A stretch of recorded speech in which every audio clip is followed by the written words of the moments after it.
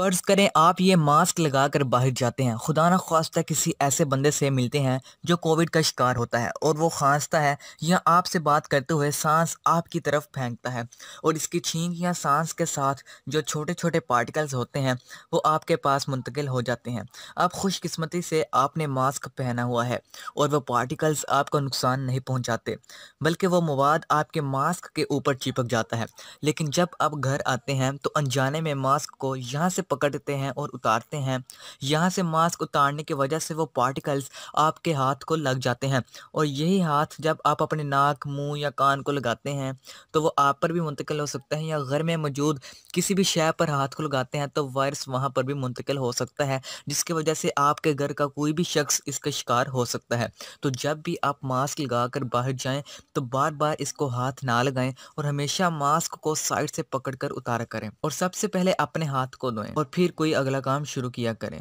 کسی بھی وائرس سے بچنے کے لیے اپنے ہاتھوں کو صاف رکھنا ماسک لگانے سے بھی زیادہ ضروری ہے۔ جیسے فرض کریں کہ اگر آپ ATM پر جاتے ہیں، اگر آپ کسی بندے سے نہیں بھی ملتے لیکن پھر بھی آپ وہاں پر ہاتھ لگائیں گے جہاں پر دوسروں نے اسے پہلے سے ہی یوز کیا ہوگا، یا پھر اگر آپ کسی دکان پر جاتے ہیں تو وہاں سے پیسے واپس یا دیتے وقت بھی آپ کو خطرہ ہے، اسی لیے جب بھی باہر جائیں تو واپس آنے کے بعد ہاتھوں کو لازماً دھوا کریں۔